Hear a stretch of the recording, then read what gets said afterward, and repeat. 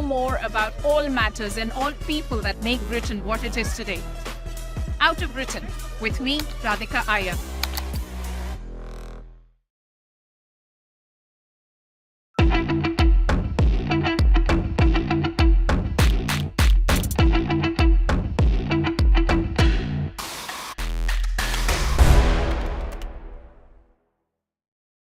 I want to come now to the AMCA. I want to get into that because it is from the AMCA that this entire situation is what it is and why we're talking about it. The fact that the AMCA isn't here. No. The AMCA is a long way off. It's virtual reality. And 2 days, Vishnu, 2 days after Operation Sindoor is when the government cleared what is called the execution model for the AMCA, which basically meant that the private sector and the public sector could compete to build and develop the AMCA. Yeah. But forget about who's going to build and develop it. Where are we with the AMCA and how far away is it? The first prototype rollout was planned for late next year. I'd be very surprised if that takes place. The first flight was supposed to take place in the late 2028. I'll be very surprised if that takes place. There is funding for at least 5 prototypes. I think there is more money being given for more prototypes. Certification scheduled for 2032, right? And induction starts from 2034. That's the best case situation as of now. Yeah. Now, this means that Pakistan, once they start acquiring the J-35 at some stage this year, assuming that they get even 10 every year, it'll be actually at a faster rate, they would be operating stealth aircraft for 10 years, a full decade before India starts acquiring our first one. And with this being our first platform, the AMCA has to really deliver. Yeah. It has to be current. And remember, the Chinese have gone beyond the 5th generation. This is not going to be something we spend billions on to make it a Pakistan-centric platform. It needs to be China-specific as well and Pakistan-specific. And therefore, what the Air Chief said the other day when he was, I think, addressing industry was very important. The AMCA has to be of the current generation when it comes online. Which is 9 years from now.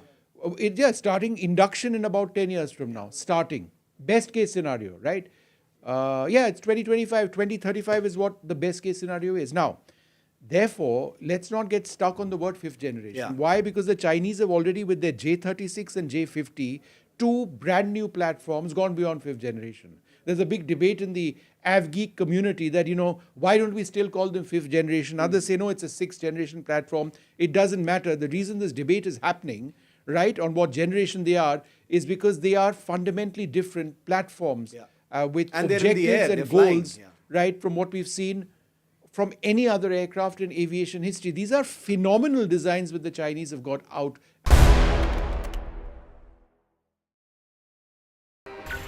Sleepless for sports. We are reloading sports NDTV style.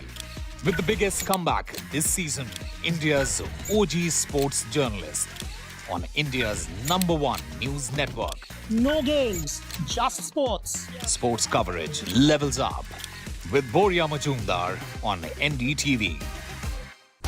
When facts are fragmented, we put the pieces together. Where power collides with truth, we are there. Behind me is that massive security arrangements that are in place. Behind fractured boundaries, we clear the fog of war. Fault Lines with Gauri Dwivedi, only on NDTV World. In today's interconnected world, India's voice is more crucial than ever. When India speaks, the world listens. At NDTV World, we are that voice, bringing you intelligent and insightful news from India and beyond. From geopolitics and diplomacy to economic shifts, migrations, tech disruptions, and the stories of our diaspora. We cover the news that shapes our global future. NDTV World, your new home for global.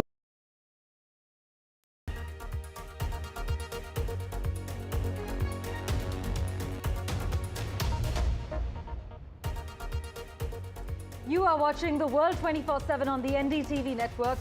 I am Parmeshwar Bava. An action-packed bulletin lined up for you. Let's begin with the top headlines you need to know. Prime Minister Narendra Modi will travel to the United Kingdom and the Maldives from the 23rd until the 26th of this month, while India and the UK are likely to formally sign the free trade agreement during this visit. Our Prime Minister will be the guest of honour at the Maldives Independence Day celebrations. Russia is open to peace with Ukraine, but achieving its goals remain a priority. This is what the Kremlin spokesman Dmitry Peskov has said, days after Donald Trump gave Moscow a 50-day deadline to agree to a ceasefire or face tougher sanctions.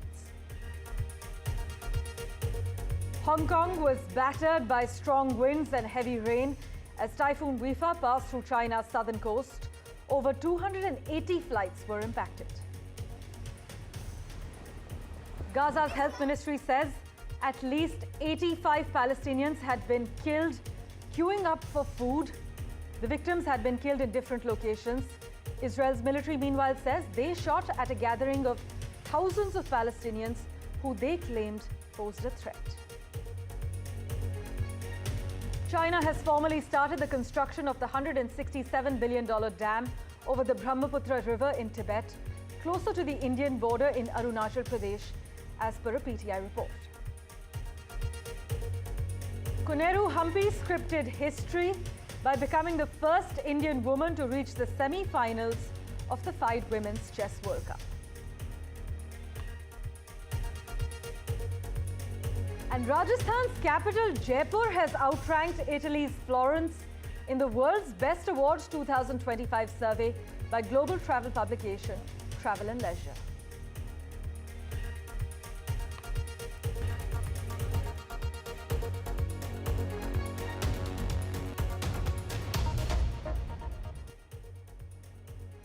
Well, this week, Prime Minister Narendra Modi and his counterpart Keir Starmer will review progress under the India-UK Comprehensive Strategic Partnership with a specific focus as far as trade and the economy is concerned. Also consider tech, defense, security, education and people-to-people exchanges in a bilateral meeting on the 24th of July.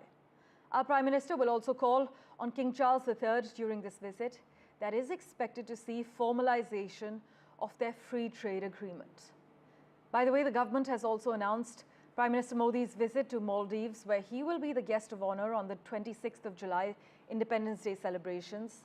This will actually be Prime Minister Modi's first visit to the country since President Mohammad Muizzu assumed office back in November 2023, signaling a complete turnaround in ties since the controversial expulsion of Indian military personnel, and also the first by any Indian PM on the Maldives' independence anniversary.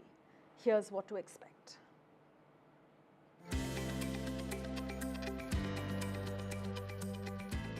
A whirlwind 4-day visit with 2 strategic pit stops, Prime Minister Narendra Modi travels to the UK and Maldives from July 23rd to the 26th, blending trade diplomacy with geopolitical recalibration.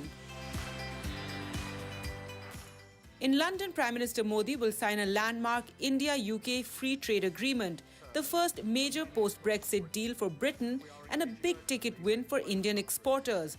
The pact slashes tariffs on 99% of Indian goods headed to the UK while opening India's booming market to British cars, whiskey and more. 3 years of back and forth and now the ink on paper. The FTA promises to turbocharge bilateral trade and deepen the economic embrace between New Delhi and London. Beyond commerce, this visit signals stronger strategic alignment from cybersecurity to climate action and a shared vision for an open Indo-Pacific. From London, Prime Minister Modi heads to Malé. He'll be the chief guest at the Maldives' 60th National Day, a symbolic gesture but one steeped in political meaning. This marks his first visit under President Mohammad Muizzu and the first since rocky diplomatic waters stirred by the India Out campaign and the island nation's pivot towards China. Once hailed as the cornerstone of India's neighbourhood-first policy, ties with Malé hit turbulence. Now Prime Minister Modi's trip is being seen as a reset, a chance to rebuild trust, reaffirm maritime cooperation, and re-anchor India's strategic footprint in the Indian Ocean. President Muizzu's visit to India last year hinted at a thaw.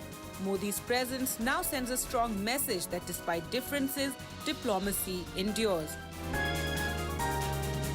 With Ridhima Kedia, Gargi Rawat for NDTV World.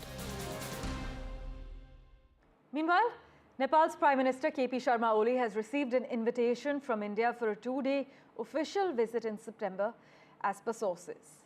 As per officials from the Ministry of Foreign Affairs in Nepal and another official from the Office of the Prime Minister Oli has received an invitation for a visit to India from the 16th of September, and this possibly will be the shortest visit of the Nepali Prime Minister to India. Nepali envoy to India Shankar Prasad Sharma in an interview also hinted at the visit, stating that Prime Minister Oli would travel to India very soon, as both sides work towards finalizing agreements in key areas. You must note that the ambassador's remarks came 2 days after Prime Minister Oli confirmed that a visit to India was indeed on the cards. In other news, the family of Ranjit Singh from Jammu and Kashmir, who was abducted in Niger's Dosso region, has appealed to help from the government to help to bring him back safely. His wife Sheila Devi, in a heartfelt message, shared her plight and asked the government for swift intervention into the situation. Just listen in to what his wife Sheila Devi had to say. मेरी ये appeal है अब भारत सरकार से भी, प्रधानमंत्री जी से भी, सबसे डॉक्टर जितेंद्र जी से, सबसे ये अपील है कि मेरे हस्बैंड को, जिनका नाम श्री रंजीत सिंह जी है, उनको सेफली घर वापस लाया जाए। मेरे छोटे छोटे बच्चे हैं, तीन बच्चे हैं मेरे। इन 4 दिनों में मेरी लाइफ बिल्कुल चेंज हो चुकी है। मुझे कुछ पता नहीं है कि मेरे हस्बैंड किस सिचुएशन में है। वहाँ का मुझे गवर्नमेंट का कुछ आइडिया नहीं है, क्योंकि वहाँ पे काफी ज्यादा ये इंसिडेंट जब से मेरे हस्बैंड के साथ हुआ है, मैंने न्यूज में देखा कि वहाँ पे ये सब हो रहा है। Let's turn our attention now to the United States, where President Donald Trump has triggered a political firestorm after posting an AI-generated video depicting former President Obama being arrested inside the Oval Office. This controversial clip, shared via Trump's blog on Truth Social, shows a hyper-realistic video of Obama being handcuffed and led away by federal agents in the same office he once occupied as Commander-in-Chief. This video from Trump has sparked criticism for the US president, with the move actually being called deeply irresponsible because this video did not come with any disclaimer that it's artificial or fictional. No one, especially the president, is above the law. No one is above the law. No one is above the law. No one is above the law. Nobody is above the law. No one is above the law. Nobody is above the law. No one is above the law. No one is above the law. No one is above the law. No one is above the law. No one is above the law. No one is above the law. No one is above the law. No one is above the law. Oh, son of a...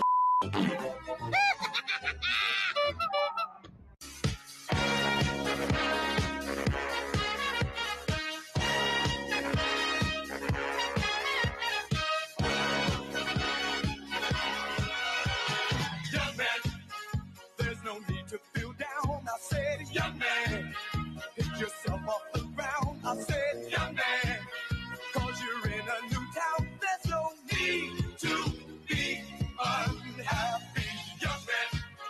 There's a place you can go. I said, young man, when you're short on your dough, you can stay there. And I'm sure you will find many ways to have a good time. Staying with updates from the US, well, days after the Justice Department asked a federal judge to unseal grand jury testimony related to the disgraced financier Jeffrey Epstein, Republicans and Democrats have suggested that the move was insufficient and called for the release of more information. US President Donald Trump has been contending with fierce criticism from some of his supporters over his administration's handling of materials related to the sex trafficking investigations of Jeffrey Epstein and his connections to rich and powerful figures on the left as well as right. Mr. Epstein, as you know, died by suicide in 2019 while in federal prison awaiting trial on sex trafficking charges. But for a quick update on what's happening and how things stand on ground zero, we have with us senior journalist and author Spencer Critchley, live from California at the moment. Spencer, always a pleasure to have you on NDTV. Members of Congress, we are given to understand from both parties, say they want to see more files released, while Donald Trump has actually encouraged his base to move on. What's exactly happening? Well, yes, this is just more of the fantasy land version of reality that Donald Trump wants his followers to live within. His supporters, and he as well, have been the ones hyping the Jeffrey Epstein conspiracy theory for many years now. And then all of a sudden, when it looks like his attorney general was actually about to release some information, for some reason the brakes got thrown on really fast. And of course, the first assumption would be that it's Donald Trump himself who pulled the lever on those brakes. The Democrats, of course, have not been pushing for the release of these files, and they've been criticized for that by the very same people who have been obsessing about Jeffrey Epstein all these years. Possibly, by the way, with good reason. I mean, so far it's a conspiracy theory, but there's plenty of tantalizing evidence there that something fishy has been going on for a very long time. But the Democrats have not been pushing particularly hard. The investigations that have gone on so far have not turned up much solid evidence. Now, the Democrats are pushing for the release, and many Republicans, as you say, are pushing as well. And it seems entirely reasonable that whatever can be released, redacting names of people who haven't been charged with any crime, for example, should be released. Indeed. Well, you're right. Trump supporters have been hyping the Epstein conspiracy theory, and then all of a sudden, when information was about to be released, Trump's administration seems to have pushed the brakes like how. We'll see how this plays out. Spencer Critchley, thank you so much for joining us on NDTV and making time for us. My pleasure. In other news, Iran has replaced air defenses damaged during last month's conflict with Israel. This is what Iran's Defa press news agency is reporting, quoting Mahmoud Mousavi, the regular army deputy for operations. What happened in June? Well, Israel's Air Force dominated Iran's airspace and dealt a heavy blow to the country's air defenses, while Iranian armed forces launched successive barrages of missiles and drones on Israeli territory. But now Iran says they have replaced air defenses that were damaged. Switching tracks, Indian crypto platform CoinDCX suffered a cyber attack, resulting in around 380 crore rupees being stolen from the company's account. However, the company says no customer funds were affected, but CoinDCX's internal security and operations teams have been working closely with leading cybersecurity partners to investigate the matter, patch any vulnerabilities, and trace the movement of funds too. In fact, the company is also collaborating with its exchange partner to block and recover assets and plans to launch a bug bounty program soon as well. The CEO, Sumit Gupta, has taken to Twitter to assure users that their funds have not been affected. Listen in. Today, one of our internal operational accounts, used only for liquidity provisioning on a partner exchange, was compromised due to a sophisticated server breach. I can confirm that the CoinDCX wallet used to store customer assets are not impacted in this and are completely safe. No customer funds have been impacted. Your assets remain completely safe and protected in our secure cold wallet infrastructure. All the trading activity on our platform, including INR withdrawals, are fully operational. Meanwhile, India has become the world's top player in real-time digital payments, largely due to the rapid growth of the Unified Payments Interface UPI, according to a recent International Monetary Fund note. According to the data from the Press Information Bureau, meanwhile, UPI now processes over 18 billion transactions every month, accounting for 85% of India's total digital payments. In fact, in June alone, the platform recorded 18.39 billion transactions worth 24.03 lakh crore, which is a 32% increase from June last year. My colleague Subhana Sheikh joins us to put this in perspective. Subhana, we're given to understand that India is leading the world in fast payments, but take us through UPI's rapid expansion. We're now live in over 7 countries. Yes, you're absolutely right. It's beyond India at this point. We're live in 7 countries with foraying into France, Europe being the new continent in this space. UPI is actually being felt across borders. What we're also hearing is that UPI's interoperability has catalyzed a shift away from cash and cards, paving the way for a truly digital first economy.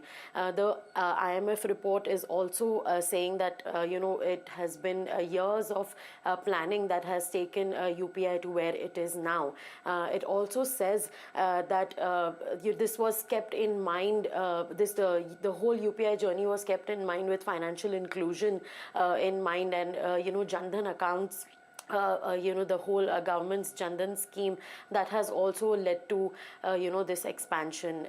I believe as of July 9 there have been over 55 crores Jan Dhan accounts that were opened, nearly 558 million accounts. And also like you rightly said, UPI actually now handles 85% of India's digital payments. So it's a big move for India.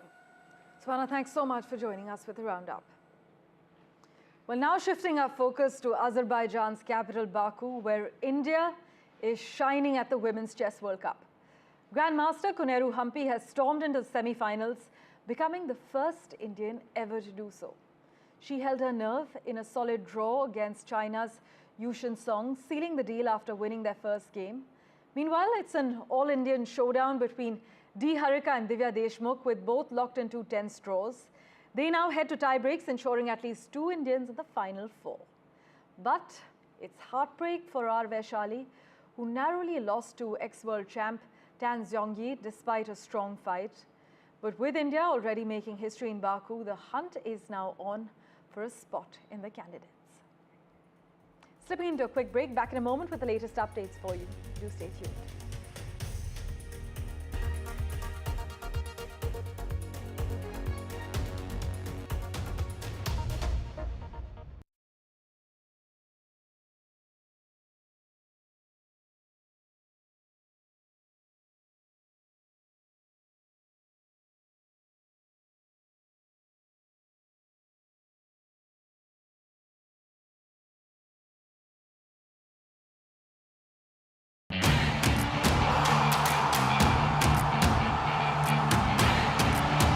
Some say sport is a matter of life and death.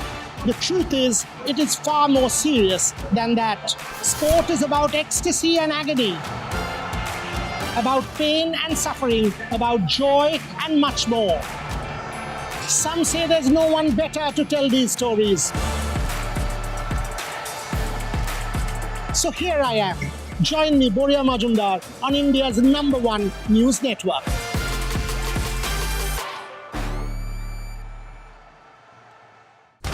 When facts are fragmented, we put the pieces together.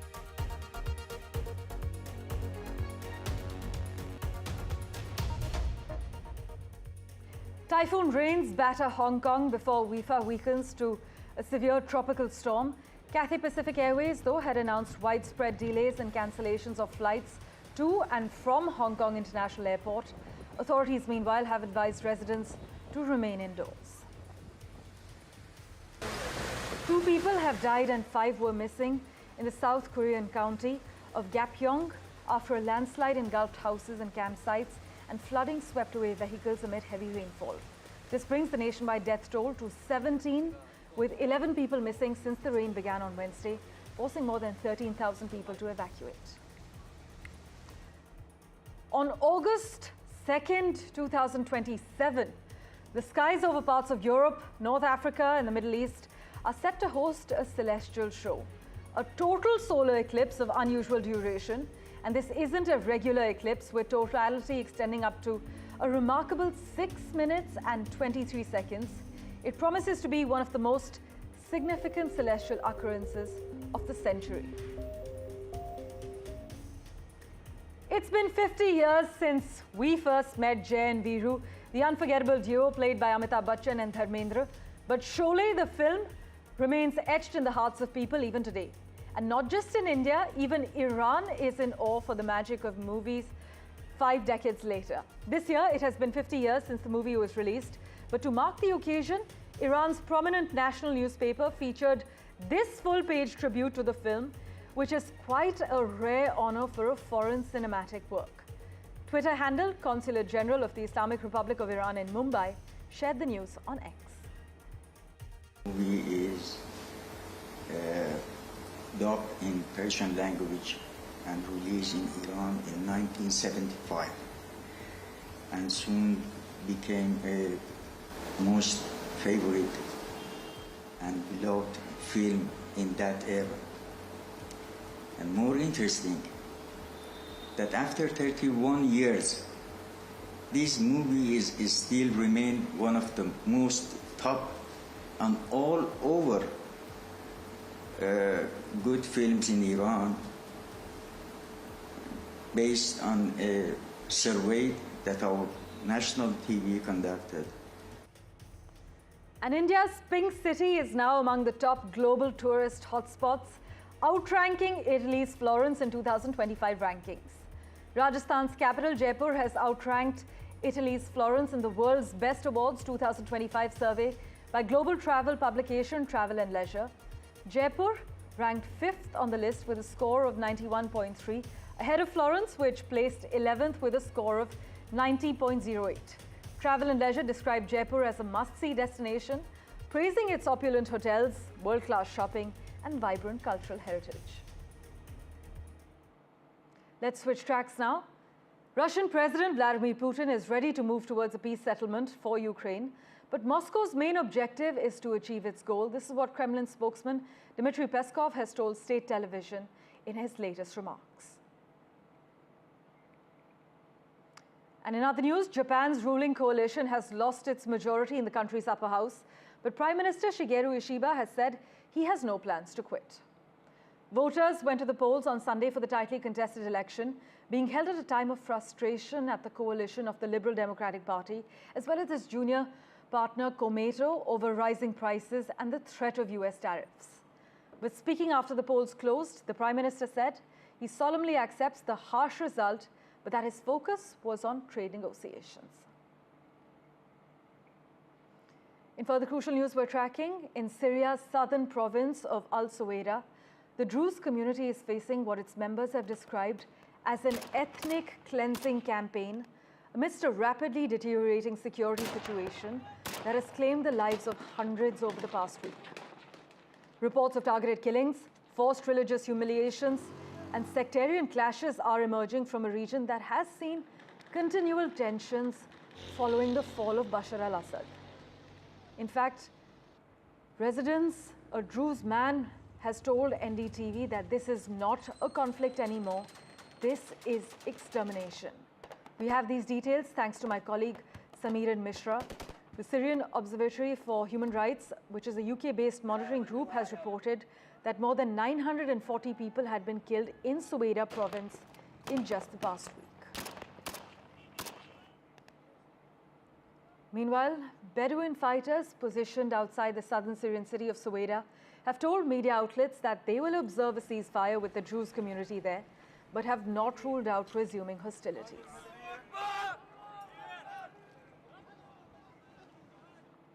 And finally, in a first for India, swapping livers from 2 different hospitals has given a new lease of life for 2 patients. They actually had incompatible family donors, and this exchange has saved their lives. It took a court order. My colleague Sam Daniel has covered this, and it's opened new possibilities, as you can imagine. Sam joins you with the details. See, basically, swap has been legally approved, but within the hospital. What we have done for the first time in India is inter-hospital, because Gem Hospital and Ramakrishna Hospital, we had patients, but all were not compatible. So we had a discussion with their team and we swapped the organs with the government approval. So by doing this, the compatibility is maintained. Donors from these 2 families not compatible with the recipients. So now exchanging. Yeah, correct. Why is this important? So this expands the organ pool for the patients with end-stage liver disease. So the organ shortage can come down by transplanting patients with an organ from a donor from another hospital. Could work well for other transplants as well, be it kidney. Will be applicable only to the living donor transplantations.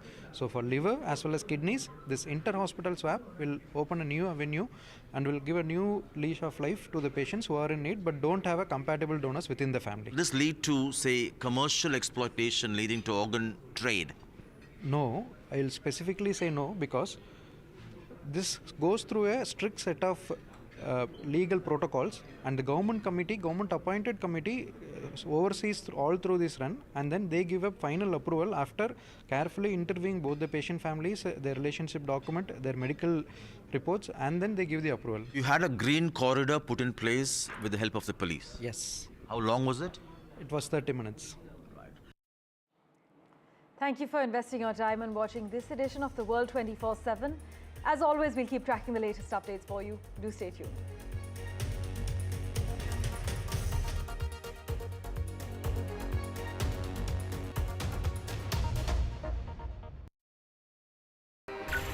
Sleepless for sports.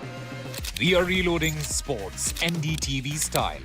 With the biggest comeback this season, India's OG sports journalist on India's #1 news network.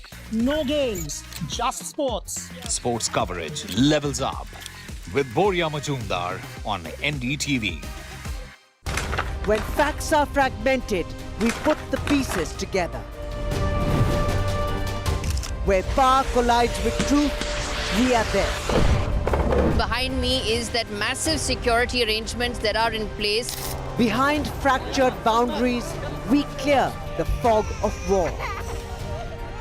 Fault Lines with Gauri Dwivedi, only on NDTV World.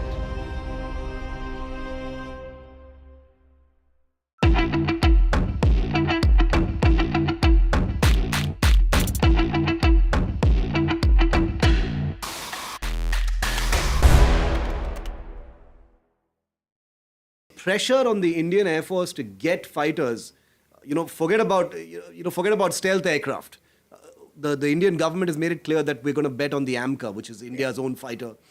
But getting these 4.5 generation fighters like the Rafale, which you've already sunk an enormous amount of money into, even the Indian Navy has signed on for them recently, and there are still these delays. But with this announcement, Vishnu, and that's my next question now, I'm wondering whether this means that things are much clearer as far as the MRFA, or we still can't jump the gun on that. I know as far as Indian procurement is concerned, nothing is over until it's over, right? Nothing is over until it's over, especially when the Rafale is theoretically competing against American fighters like the F-15 Eagle II. You've got Putin's Sukhoi 35s. You've got the Typhoon theoretically as well. So it ain't over until it's over, and I completely agree with you on that. But by putting out this partnership, and this is not an MOU. This is an agreement which I'm assuming is going to fructify into a joint venture. 2028 is when the first fuselages will roll out. Which again I'm assuming means that work begins now. 2028 is 2 years away. That's like more than just a foot in the door. No, I would suggest that they are leading in this competition.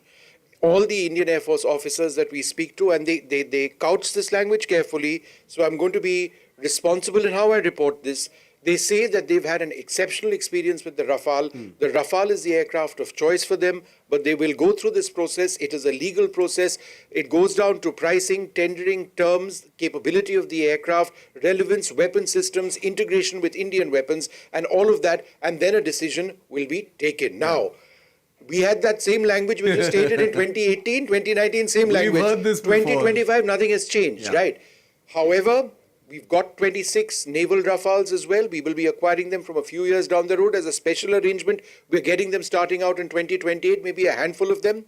But India wants 140, and the French would jump at that. Any defense manufacturer in the world would jump at that. If our requirement is that, look, you can't let go of we need it now, or we're finally waking up to the fact that we need it as soon as possible, then they will all set up, or certainly the French have already acted, and they're setting up this facility, and the Tatas are, and the French are working. A very good morning. You're watching NDTV 24/7. I'm Divya Vada. We have the monsoon session coming up in Parliament set to begin today. And this is during the Parliament session, the top Congress leadership has resolved to raise very important and critical issues, including demanding for the restoration of full statehood to Jammu and Kashmir. The government's open to discussing all important issues, including Operation Sindhu. We'll get you all the details. We have Vasudha, my colleague, joining us from right outside the Parliament. So is Aishwarya Jain, my colleague, joining us right after the headlines. First, let's just take you through the headlines. And in the monsoon session, the centre has expressed its readiness to discuss all important issues in the monsoon session of the Parliament by raising critical issues, whether it's Operation Sindoor and the repeated claims by US President Donald Trump that he had facilitated the ceasefire between India and Pakistan. There are 15 bills on the agenda, including the impeachment of Justice Yashwant Verma. And first day of the Parliament session is expected to see MPs raising questions about the Air India crash, the AI-171 in the Rajya Sabha. Now, the Air India crash shadow coming up in the Parliament, and the air safety focus is going to be taken up in the question hour as well. An Indigo flight from Andhra Pradesh's Tirupati to Hyderabad was forced to return to its origin after suffering a technical glitch shortly after takeoff. Another scare, and this is in regard to a technical glitch that hit the plane, and this was for about 40 minutes. And in the liquor scam, we have Jagan Mohan Reddy, YSR CP. We are talking about YSR Congress President and also former Chief Minister of Andhra Pradesh, who has been named in the 3,500 crore alleged liquor scam case, but not as an accused, but named as one of the kickback recipients.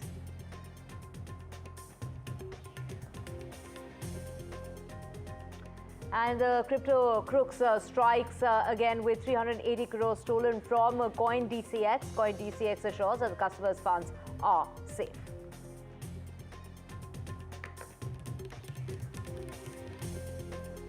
And India's Manchester Test preps hit with the fast bowling reserve that has been depleted.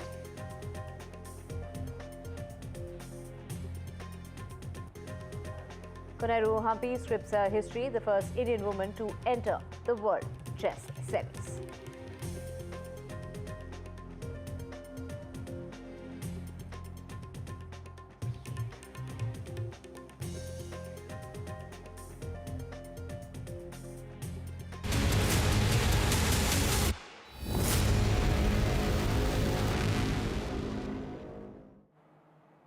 As the monsoon session kicks off, and from now, of course, the clouds that are looming and gathering over the Parliament includes the Operation Sindoor and also the government's silence on reported security lapses to Donald Trump's ceasefire claims on the India-Pakistan conflict. We have Vasudha joining us from right outside the Parliament.